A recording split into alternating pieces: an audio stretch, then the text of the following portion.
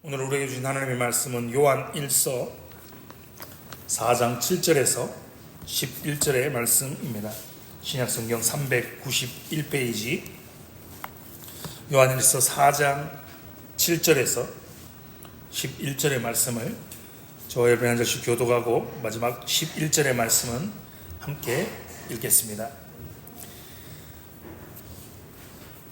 7절입니다. 사랑하는 자들아, 우리가 서로 사랑하자. 사랑은 하나님께 속한 것이니 사랑하는 자마다 하나님으로부터 나서 하나님을 알고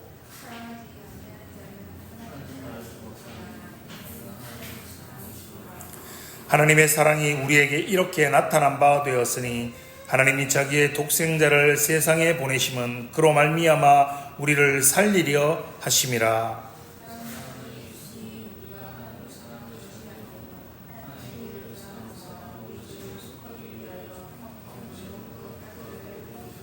함께 읽겠습니다. 사랑하는 자들아, 하나님이 이같이 우리를 사랑하셨은즉 우리도 서로 사랑하는 것이 마땅하도다. 아멘. 오늘은 벨집 신앙고백 강의 제9조를 함께 살펴보며 은혜를 나누고자 합니다. 9조는 좀 깁니다. 길지만 함께 같이 한번 읽어보겠습니다. 나누어드린 유인물과 화면을 참조하시면 됩니다. 같이 한번 읽어보겠습니다. 시작. 우리는 이 모든 것을 성경의 증거로부터 그리고 삼위 각각의 사역으로부터 특별히 우리가 우리 자신 안에서 깨닫게 되는 삼위의 사역으로부터 합니다. 우리로 하여금 이 삼위일체 교리를 믿도록 인도해주는 성경의 증거들은 구약 성경 곳곳에 기록되어 있습니다. 그 증거 구절 모두를 일일이 열거할 필요는 없고 몇몇 구절들만 신중하게 선택하여 언급하면 충분합니다. 창세기에서 하나님은 말씀하시기를 우리가 우리의 형상을 따라 우리의 모양대로 사람을 만들고 하나님이 자기 형상 곧 하나님의 형상대로 사람을 창조하시되 남자와 여자를 창조하시고 라고 하셨습니다. 또한 보라, 이 사람이 우리 중 하나와 같이 되었다라고 하셨습니다. 하나님이 하신 말씀 가운데 우리가 우리의 형상을 따라 사람을 만들자라는 부분은 하나보다는 더 많은 신적 위격이 있다는 것을 나타냅니다. 그리고 하나님이 말씀하실 때에 하나님이 창조하셨느니라 라는 부분에서는 하나님이 한 분 하나님임을 나타냅니다. 하나님께서 얼마나 많은 위격을 가지셨는지에 대해서 말씀하시지 않은 것은 사실입니다만 구약에서는 다소 분명치 않던 것이 신약에 와서는 매우 명백해졌습니다. 하나님이 우리 주님께서 요단강에서 세례를 받으실 때에 이는 내 사랑하는 아들이요 라는 성부의 음성이 들렸고 성자께서는 물 가운데에 계셨으며 성령님께서는 비둘기 모양으로 하늘에서 성자 위에 내려오셨습니다. 그리스도께서는 모든 신자들의 세례의식에 대해서도 이 형태로 제정하셨는데 너희는 모든 민족에게 아버지와 아들과 성령의 이름으로 세례를 주라 라고 하셨습니다. 누가복음에 의하면 천사 가브리엘은 우리 주님의 어머니인 마리아에게 말하기를 성령이 내게 임하시고 지극히 높으신 이의 능력이 너를 덮으시리니 이름으로 나실 거룩한 자는 하나님의 아들이라 일컬으리라 라고 했습니다. 마찬가지로 주 예수 그리스도의 은혜와 하나님의 사랑과 성령의 교통하심이 너희 무리와 함께 있을지어다 라고 하셨습니다. 이 모든 증거 구절에서 우리는 하나의 신적 본질 안에 세 개의 위격을 가지신 것을 분명히 배울 수 있습니다. 비록 이 교리는 인간의 이해를 한참 뛰어넘는 것이지만 그럼에도 불구하고 우리는 이 세상에서 하나님의 말씀에 근거하여 이 교리를 믿습니다. 그리고 우리는 이 교리의 완전한 지식과 열매를 장차 하늘에서 누리게 될 것을 기대합니다. 나아가 우리는 우리를 향한 이 삼위의 독특한 직분과 사역에 주목해야 합니다. 성부는 그 능력에 따라 우리의 창조주로, 성자는 우리의 구원자로, 구속주로, 성령께서는 그의 내주하심으로 인하여 우리의 성화주로 불리우십니다. 이 삼위일체 교리는 사도 시대로부터 오늘에 이르기까지 유대주의, 이슬람, 거짓 그리스도인들과 이단들, 즉 마르키온, 마니, 프락세아스, 사벨리우스, 샤모사타이, 바울, 아리우스와 같이 정통교부에 의해 정식으로 정죄받았던 사람들에 대항하여 참된 교회 안에서 항상 유지되고 보존되어 왔습니다. 그러므로 우리는 이 교리에 관한 새 신경인 사도신경, 니케아 신경, 아타나시우스 신경을 기꺼이 받아들입니다. 또한 이 신조들의 일치하는 것으로서 교대 교부들의 동의한 신조들도 받아들입니다. 아멘. 감사합니다.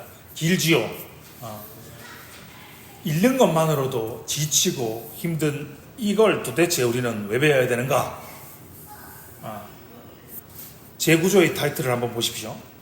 제9조의 타이틀은 이 교리의 성경적인 증거입니다. 삼위일체에 대한 성경적 증거입니다.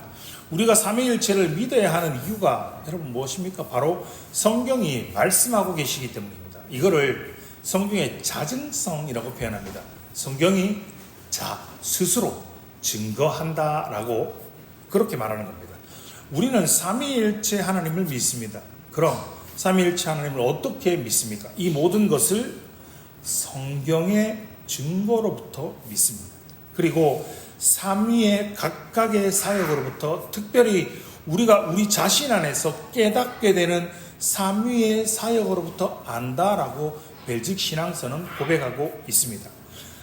신앙서를 보시면, 고백서를 보시면 삼위일체 교리를 믿도록 인도해주는 성경의 증거들이 구약 성경 곳곳에 기록되어 있다라고 고백하죠. 그리고 뭐라고 말합니까? 그 모두를 일일이 열거할 필요는 없다. 몇몇 구절들만 신중하게 선택해서 언급하는 것만으로도 삼위일체 하나님을 증거하기에 충분하다라고 이야기하고 있습니다.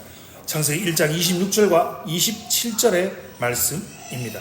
하나님이 이르시되 우리의 형상을 따라 우리의 모양대로 우리가 사람을 만들고 그들로 바다의 물고기와 하늘의 새와 가축과 온 땅과 땅에 기는 모든 것을 다스리게 하자 하시고, 하나님이 자기 형상 곧 하나님의 형상대로 사람을 창조하시되 남자와 여자를 창조하시고라고 말씀하고 있습니다. 이어지는 예는요, 창세기 3장 22절의 말씀입니다. 여호와 하나님이 이르시되 보라, 이 사람이 선악을 아는 일에 우리 중 하나같이 되었으니 그가 그의 손을 들어 생명나무 열매도 따먹고 영생할까 하노라 하시고 라고 기록되어 있습니다. 하나보다 더 많은 신적 위격이 있다는 걸 보여주는 겁니다. 우리의 형상을 따라 우리의 모양대로 우리가 우리 중 하나같이 되었으니 라고 말하고 있는 겁니다. 자, 문제가 있죠.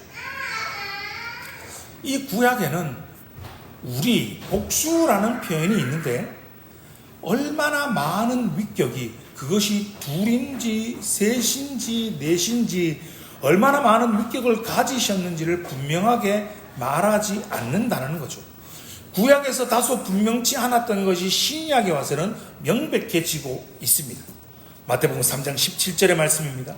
하늘로부터 소리가 있어 말씀하시되 이는 내 사랑하는 아들이요 내 기뻐하는 자라 하시니라 라고 말하죠. 잘 알고 있는 예수님이 요단강에서 세례를 받으실 때의 모습 아닙니까? 하늘에서 성부의 음성이 들렸습니다. 성자 예수님은 요단강에 앉아 계시죠. 성령은 비둘기의 모양으로 성자 위에 내려오시고 있습니다. 하나의 본질, 새 위격을 가지신 삼위일체 하나님이 구약에서 흐릿했던 그분이 신약에 와서 삼위일체의 모습이 명백하게 드러나고 있는 거죠. 그리고 우리가 또 잘 알고 있는 다른 본문이 있습니다. 마태복음 28장 19절의 말씀이죠. 그러므로 너희는 가서 모든 민족을 제자로 삼아 아버지와 아들과 성령의 이름으로 세례를 베풀고라고 말씀하시죠. 삼위가 되시는 성삼위일체 하나님이 너무나도 분명하고 명확하게 드러나고 있는 것입니다. 그리고 우리가 지난 시간 살펴보았던, 그리고 예배의 마지막 강복선언이었던 고린도후서 13장 13절의 말씀은 어떻습니까? 주 예수 그리스도의 은혜와 하나님의 사랑과 성령의 교통하심이 너희 무리와 함께 있을지어다 라고 성경이 말하고 있습니다. 축독, 강복선언이라고 하죠.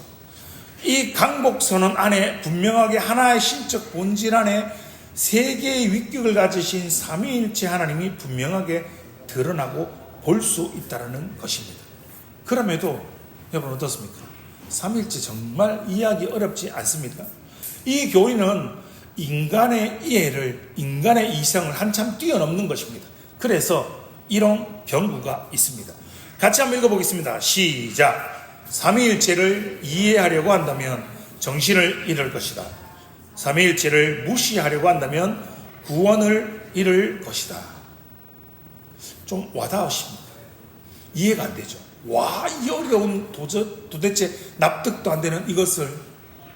그래서 이런 경우가 존재하는 겁니다. 삼위일체를 이해하려고 한다면 정신을 잃게 될 것이고, 그러나 이 삼위일체를 무시해버리면 너희에게 구원을 잃을 것이다 라는 경고가 있는 겁니다. 여러분, 우리는 인간의 이해를 뛰어넘지만 우리는 삼위일체를 믿습니다. 우리는 삼위일체를 믿어야만 합니다. 그런데 아무도 이런 믿음을 스스로 가질 수가 없다는 겁니다. 무엇을 함으로써 획득할 수 없다는 게 문제가 됩니다. 삼위일체 되시는 성령 하나님께서 우리 가운데 오셔서 우리 안에 내주하셔서 역사하셔야만 이 믿음을 가질 수가 있는 겁니다. 성경 구절 아무도, 말씀을 기억해 보십시오. 아무도 성령 하나님의 역사와 능력이 아니고서는 예수 그리스도를 구주시다 라고 시인하고 고백할 수 없는 겁니다. 하나님의 말씀에 근거하여서 삼위가 되시는 성부 하나님과 성자 예수님과 성령 하나님의 사역에 근거해서 우리는 이 교리를 믿는 겁니다. 잘 알고 계시지 않습니까? 성부 하나님께서 성자 예수님을 보내어 주셨습니다. 그리고 성자 예수님을 통하여서 성부 하나님께서 성령 하나님을 이 땅에 보내어 주셨습니다.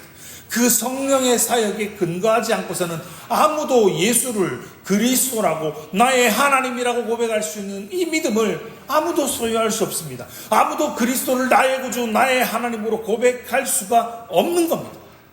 그래서 벨직 신앙 고백서는 이렇게 고백하고 있는 겁니다. 우리를 향한 이 삼위의 독특한 직분과 사역에 주목해야 한다라고 말입니다. 여러분, 이 책 보신 적 있으시죠? 한때 한국 교회를 휩쓸었던 알버트 윌터스의 창조, 타락, 구속이라는, 들어보셨습니까? 읽어보셨습니까? 한때 기독교 세계관이 굉장히 유행했대. 창타구라는 줄임말을 사용해서 하나님의 사역과 우리의 구원을 설명했던, 유행했던 책이 바로 이 창조, 타락, 구속이라는 책이었습니다. 벨직 신앙 고백서를 다시 한번 보십시오. 성부는 그 능력에 따라서 우리의 창조주이십니다. 성자는 그의 피로 말미암아 우리의 구원자와 구속주가 되셨습니다. 성령은 그의 내주하심으로 인하여서 우리의 성화주가 되셨습니다. 이것이 하나님의 직분입니다. 하나님께서 그 직분의 자리에서 구원의 사역을 행하신 겁니다. 여러분, 우리의 믿음은 삼위일체를 떠나서는 이야기할 수 없습니다. 우리의 구원은 삼위일체를 떠나서는 이야기할 수 있습니다. 우리의 믿음과 우리의 신앙의 고백은 그냥 하루아침에 그냥 세워진 것이 아닙니다. 이 삼위일체 교리는 사도시대 이후로부터 이단들의 교리에 대항하여 지켜왔습니다. 오늘 우리가 고백했던 벨직 신앙 고백서를 다시 한번 보십시오. 이름도 처음 들어본 이단들 있지 않습니까? 마르키온, 마니, 프락시아스, 샤벨리우스, 사모샤타의 바울, 아리우스 등과 같은 수많은 이단들로부터 그들의 이단적인 교리에 대항하여 이 삼위일체 교회를 신학자들이, 우리의 믿음의 선진들이 지켜왔던 것입니다. 언급된 것보다 더 많은 각각의 이단들에 대해서 굳이 설명을 언급하지는 않겠습니다. 이러한 이단들로부터 하나의 신적 본질을 가지신 한 분 하나님, 세 개의 위격을 가지신 하나님, 삼위일체 하나님을 믿는 신앙을, 믿음을 지켜왔던 것입니다. 그래서 무엇라고 고백합니까? 정통교회는 이 삼위일체에 관한 세 가지 신경을 믿고 받아들이고 고백한다라고 고백합니다. 그것이 무엇입니까? 그것이 바로 사도신경과 니케아 신경과 아타나시우스 신경입니다. 오늘 우리가 예배 시간에 고백했던 아타나시우스 신경을 여러분 처음 보시죠? 지금 띄워드린 화면은요, 2023년에 개정된 고신헌법책에 기록된 제2부 관리표준 예배에 관한 겁니다. 제3장 주일 예배, 제8조 주일 예배의 요소와 순서에 기록된 주일 공예배 순서. 다르게 말하면 고신 즉 교회는 이렇게 예배 순서를 넣어서 예배를 드려라라고 헌법에 명시된 겁니다. 8번을 제가 옆에 써놨습니다. 8번에 신앙 고백의 부분을 보시면 3대 공교의 신경, 바로 사도신경과 니케아 신경과 아타나시우스 신경을 예배 시간에 고백하라라고 고신 헌법에 기록되어 있는 겁니다. 그런데 여러분 어떻습니까? 예배 시간에 사도신경 말고 니케아 신경 고백하신 적 있으십니까? 아타나시우스 신경을 고백하신 적 없지요? 우리는 오늘 처음 한 겁니다. 여러분 보셔서 아시지 않습니까? 굉장히 깁니다. 그런데 아타나시우스 신경이 고백해 보셔서 읽어보셔서 아시겠지만 삼위일체 하나님을 너무나도 분명하고 명확하고 정확하게 고백하고 있는 겁니다. 그런데 한국교회는 대부분 사도신경만을 예배 시간에 고백하죠. 여러분 거기까지는 뭐 그럴 수 있습니다. 그런데 예배를 집례하는 목사는 그러면 안 되죠. 우리가 이런 표현을 쓰지 않습니까? 무식하면 용감하다 라는 말 한번 들어보시지 않았습니까? 여러분 목사도 예외에는 없습니다. 무식하면, 모르면 가만히라도 있어야 하는데 여러분 무식하면 용감하기까지 합니다. 적어도 3대 공교의 신경이 헌법으로도 기록되어 있는데 사도신경 말고도 니케아 신경과 아타나시우스 신경을 목사가 알고 예배 집례자가 알고 이해하고 가르쳐야 하는 의무와 책임이 있는 겁니다. 그런데 목사가 무식하니까, 목사가 알지 못하니까 가르치기는커녕 성도들에게 올바른 신앙의 고백을 가르치기는커녕 말도 안 되는 소리들을 하고 있는 겁니다. 목사라는 타이틀은 있는데요, 양육과 목양과 가르침에는 소홀하고 다른 것들의 인생을, 시간을 허비하고 있는 겁니다. 성도들에게 참된 진리를, 참된 고백을 가르쳐 주지 않고 그저 예수 믿으면 복 받습니다, 그저 예수 믿으면 구원 받는다라고 이야기만 합니다. 그리고 믿음을, 헌신을, 충성을 그저 예배 출석 잘하고 그저 헌금 생활 빠지지 않고 꼬박꼬박 잘하고 교회에 필요한 부서에 봉사 잘하고 새벽 기도에 나오고 수요 기도에 나오고 금요 기도에 참석 잘하는 것으로, 그냥 그것으로만 신앙생활을 잘하고 있다라는 것으로 간주해 버리고 마는 겁니다. 여러분 믿음은 무엇입니까? 믿음은 아는 것입니다. 믿음은 우리의 대상이 도대체 누구인지를 분명하게 아는 것입니다. 여러분 그런데 한번 생각해 보십시오. 세상 모든 사람들도 다 압니다. 무엇을요? 예수님이 이 땅에 오신 날을 기념하는 날이 성탄절인 거, 12월 25일 크리스마스인 거 세상의 모든 사람들도 다 압니다.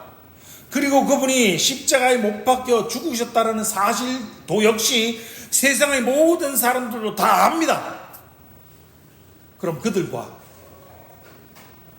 지금 이 시간 예배하기 위해 앉아있는 우리가 아는 것이 어떻게 다릅니까? 그들은 그 역사적인 사실만을 믿습니다. 그러나 우리의 믿음은 그 십자가에 돌아가신 예수님이 바로 나의 죄를 위해서, 바로 우리의 죄를 위해서 십자가에 못 박혀 돌아가셨다는 것과 3일 만에 부활하시고 승천하셨다는 것과, 그리고 세상의 마지막 날에 산자와 죽은 자를 심판하러 다시금 이 땅에 재림주로 임하신다는 것을 믿는 것이 그들과 우리가 다른 것입니다. 이 알은, 그 알의 지식은, 하나님을 아는 지식은 구원에 이르도록 자라가야 하는 겁니다. 그리고 자라가는 것에, 믿는 것에 그치지 않고 그 믿음이 우리의 삶으로 보여지고 드러나야 하는 것입니다. 그것이 바로 삼위일체 하나님을 믿는 진정한 성도의 믿음이며 삶인 것입니다. 사랑하는 하늘 영광교회 모든 성도들, 그리고 유튜브를 통해 말씀을 듣는 모든 성도들이 벨직 신앙 고백서를 통하여서, 하나님의 말씀을 통하여서 믿음이 자라가는 복된 성도님들이 되시기를 주님의 이름으로 축원합니다. 여러분, 한국 사회에서 기독교가 어떻습니까? 교회가 어떻습니까? 이미지가 정말 좋지 않지 않습니까? 여러분, 영화나 드라마를 보아도 교회와 목사는 주로 뭘로 됩니까? 사기꾼, 언행일치가 되지 않는 믿을 수 없는 사람으로 묘사됩니다.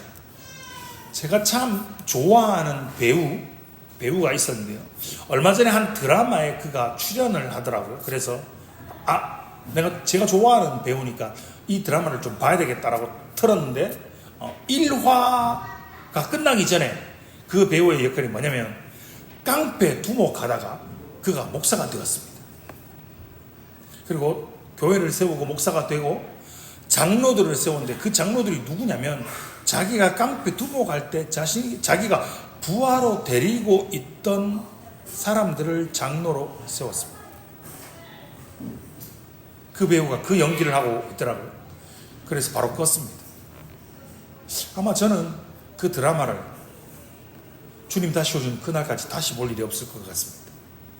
그래서 너무 화가 나서 도대체 이 드라마 연출 PD가 누구인지 한번 찾아보았습니다.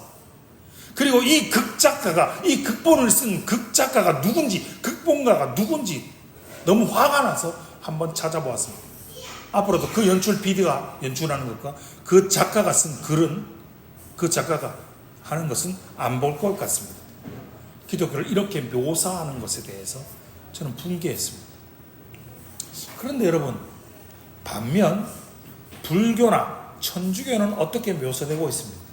그들은요, 약자를 돕고, 그들은요, 힘없고 돈 없고 빽 없는 사람들에게 도움을 주는 마치 선한 사마리아인들처럼 그들은 묘사되고 있지 않습니까? 이렇게 한국 교회에서, 한국 교회와 성도들이 이런 대우를 받고 이런 취급을 받는 이유, 이렇게 이미지가 추락한 것에는 이런 많은 이유가 있을 수 있죠. 다양한 이유들이 있을 수 있지요. 그런데 그 이유들 중에 대표적인 것, 가장 중심적인 이유를 들자면 저는 바로 믿는 교리와 우리의 삶이 분리되는 현상이다라고 말하고 싶습니다. 믿음 따로, 삶 따로라는 거죠. 여러분, 국밥 좋아하십니까? 국밥은요, 말아서 나오는 국밥보다 따로 국밥이 훨씬 맛있고 비싸고 좋습니다. 그런데 믿음과 삶은 따로 분리되어서는 안 되는 겁니다. 믿음의 삶으로 전혀 드러나고 있지 않다는 겁니다. 교회에서는 내가 목사입니다.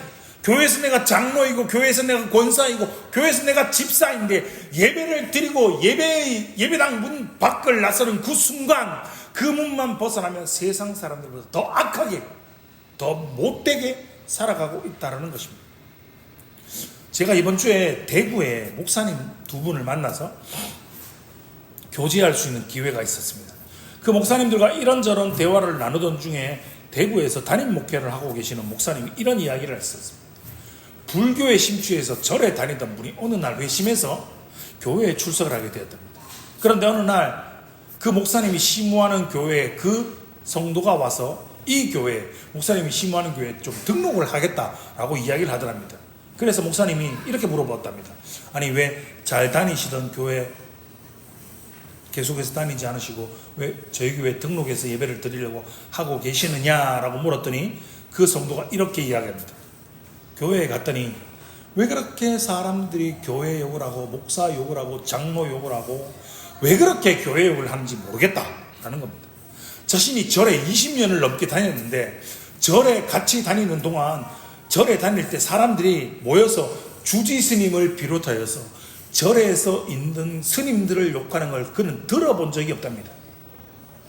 그런데 교회 다니는 사람들은 왜 그렇게 교회에서 모이면 카페에 모이기만 하면 담임 목사 욕하고 목사들 욕하고 장로 욕하고 권사 욕하고 집사를 욕하는, 왜 그렇게 교회를 욕하는지 모르겠다고.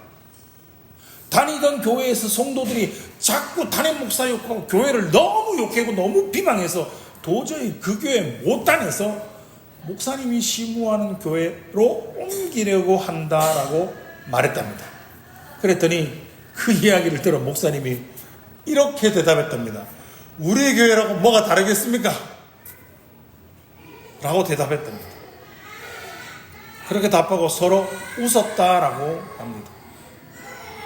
여러분, 우픈 이야기 아닙니까? 세상이 참 많이 바뀌지 않았습니까?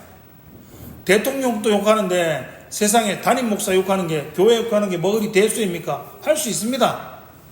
목사가 잘못했고 교회가 잘못했으면 욕하고 비방할 수 있지요. 그런데 모든 것이 가하지만 모든 것이 유익한 것이 아니라고 성경이 말씀하십니다. 교회에 이제 등록한 새 가족 앞에서 담임 목사 욕하고, 담임 목사 사모 욕하고, 장로 욕하고, 권사 욕하고, 집사 욕하고, 교회를 욕하면 여러분 그게 새 가족에게 유익할까요? 고린도전서 6장 12절은 뭐라고 말합니까? 모든 것이 내게가 하나 다 유익한 것이 아니요라고 말씀하십니다. 고린도전서 10장 23절은요, 같이 한번 읽어보겠습니다. 시작. 모든 것이 가하나 모든 것이 유익한 것은 아니요. 아멘. 성경은 골라 먹는 아이스크림이 아니라고 제가 계속해서 말씀드리지 않습니까? 모든 것이 가하지만 유익한 것이 아닙니다. 다 유익한 것이 아닙니다. 모든 것이 가하지만 모든 것이 유익한 것이 아닙니다. 모든 것이 덕을 세우는 것은 아닙니다. 욕할 수 있습니다. 그러나 때와 장소를 가리지 않고 욕하고 비방하고 험담하고 다니는 성도들의 모습이, 교회에서는 내가 목사네, 교회에서는 내가 장로네, 권사네 하고 밖에서는 일상의 삶에서는 성도로서 삼위일체 하나님을 믿는 신앙인답게 전혀 살아가지 못하는 바로 한국 교회의 모습이, 이런 성도들의 모습이, 바로 우리의 모습이 지금 이런 대우를 받고 이런 이미지를 한국 교회에 심어준 것이 아닐까요? 그럼 우리는 어떻게 해야 합니까? 삼위일체 하나님이 우리에게 무엇을 요구하고 계십니까? 오늘 본문의 말씀입니다. 사랑하는 자들아, 우리가 서로 사랑하자. 사랑은 하나님께 속한 것이니 사랑하는 자마다 하나님으로부터 나서 하나님을 알고 사랑하지 아니하는 자는 하나님을 알지 못하나니 이는 하나님은 사랑이십니다. 하나님의 사랑이 우리에게 이렇게 나타난 바 되었으니 하나님이 자기의 독생자를 세상에 보내심은 그로 말미암아 우리를 살리려 하심이라. 사랑은 여기 있으니 우리가 하나님을 사랑한 것이 아니요 하나님이 우리를 사랑하사 우리 죄를 속하기 위하여 화목 제물로 그 아들을 보내셨음이라. 사랑하는 자들아, 하나님이 이같이 우리를 사랑하셨은즉 우리도 서로 사랑하는 것이 마땅하도다. 아멘. 삼위일체 하나님이 무엇이라고 말씀하고 계십니까? 성경이 뭐라고 말씀하십니까? 하나님은 사랑이시다라고 말씀하십니다. 여러분, 그러면 삼위일체를 한번 사랑으로 한번 설명해 보겠습니다. 어거스틴이 삼위일체를 설명하면서 이렇게 설명했습니다. 저는 개인적으로 어거스틴이 이렇게 설명한 것이 저에게는 좀 마음에 들었습니다. 그러나 여러분, 삼위일체는 무엇을 가지고 어떻게 설명하든지 그 설명은 완벽하지 않다, 완벽할 수 없다라는 것을 전제해 두고 잊지 말아야 합니다. 자, 사랑 그 자체이신 성부 하나님이 계십니다. 그리고 그 사랑이 어떻게 나타나십니까? 세례를 받으실 때 이는 내 사랑하는 아들이요 라고 이 사랑을 받는 객체가 되시는 성자 예수님이 계십니다. 그리고 그 사랑을 연결해 주시는 연결고리가 되시는 성령 성령 하나님이 계십니다. 사랑 그 자체이신 성부 하나님과 그 사랑을 받는 객체가 되시는 성자 하나님과 그리고 그 사랑을 연결해주는 성령 하나님이 성부와 성자와 성령의 삼위일체가 계십니다. 자, 여러분 기억해 보십시오. 말로만 사랑한다. 경상도 사람은 그러지 않습니까? 네 사랑한다. 그걸 말로 해야 하나? 네 사랑하는데 백날 말해도 모릅니다. 그래서 행동하지 않는 사랑은 사랑이 아니다라고 말하지 않습니까? 바로 선민 이스라엘 백성들이 그러했습니다. 하나님을 향하여 하나님이 너희를 사랑한다라고 말하는데 하나님 어떻게 우리를 사랑하는데요? 모르겠는데요? 안 보여주셔서 모르겠는데요? 좀 보여주십시오라고 말하고 있는 겁니다. 바로 그 하나님의 사랑이 우리에게 나타난 바 되셨습니다. 하나님의 독생자를 이 땅에 보내어 주셨습니다. 그로 말미암아 우리를 살리려 십자가에서 우리의 죄를 위하여 못 박혀 죽으심으로 우리를 살리려 그 아들 독생자 예수를 이 땅에 보내어 주셨습니다. 사랑 그 본체가 되시는 하나님의 사랑이 바로 독생자 예수 그리스도를 이 땅에 보내어 주심으로 그 사랑을 행하셨고 분명하게 그 사랑을 우리에게 보여주신 겁니다. 아까 한번 언급하지 않았습니까? 세상의 사람들 여러분 다 압니다. 성탄절 크리스마스가 예수님이 태어나신 그날인 거 다 압니다. 부활절이면 주변에 교회에서 칸타타 하고 계란 나누어 주겠구나라는 거 여러분 다 압니다. 예수님이 세상 죄를 위해서 죽으시고 부활하심을 기념하는 부활절기인 거 다 압니다. 다 아는데 안 믿지요. 왜요? 여러분 그건 그냥 안다고 믿어지는 것이 아니기 때문입니다. 바로 삼위가 되시는 성령 하나님의 역사하심이 없으면 아무도 예수 그리스도를 구주로 고백할 수 없기 때문입니다.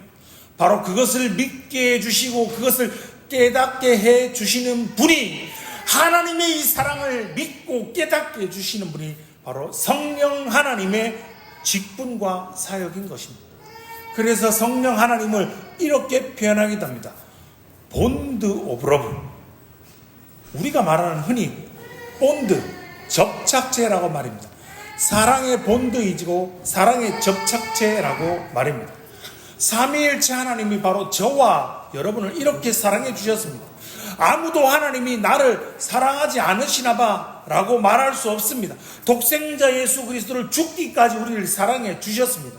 그리고 그 사랑의 본체이신 삼위일체 하나님이 우리에게 무엇을 요구하고 계십니까? 오늘 본문 11절의 말씀입니다. 같이 한번 읽어보겠습니다. 시작. 사랑하는 자들아, 하나님이 이같이 아멘. 삼위일체 하나님이 저와 여러분에게 서로 사랑하라. 이것이 마땅하다라고 명하십니다.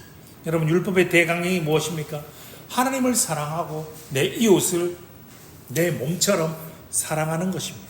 성령의 역사하심으로 말미암아 하나님의 사랑을 경험하고 느끼고 체험하시기 바랍니다. 그리고 그 사랑으로 여러분의 이웃을 사랑하며 섬기시기 바랍니다. 여러분 이웃이 누구입니까? 가장 가까운 사람이죠. 매일 출근해서 만나는 사람들입니다. 옆집, 앞집, 뒷집, 윗집 사람들입니다. 내가 하는 거래처 사람들이고 여러분의 일상의 삶에서 매일 만나는, 자주 만나는 그 사람들이 바로 여러분의 이웃 아닙니까? 그들을 예수 그리스도의 사랑으로 사랑하시기 바랍니다. 여러분 이 사랑은요 때로는 용서로 나타납니다. 때로는 인내로 나타납니다. 때로는 참음으로 나타납니다.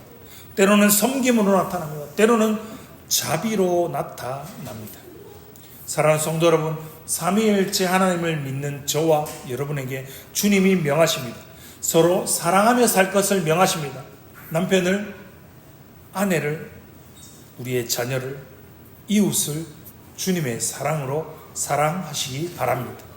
교회 안에서만 나는 삼위일체 하나님을 믿는다라고 사도신경과 아타나시우스 신경과 니케아 신경 각종 고백을 통해서 삼위 하나님을 믿는다라고 고백하지만 말고 여러분 각자의 삶의 자리에서 이러한 삼위일체 하나님을 믿는 믿음을 가지고 이웃을 사랑함으로써 그 사랑을 보여주며 증거하며 살아가는 복된 성도님들 되시기를 주님의 이름으로 축원합니다.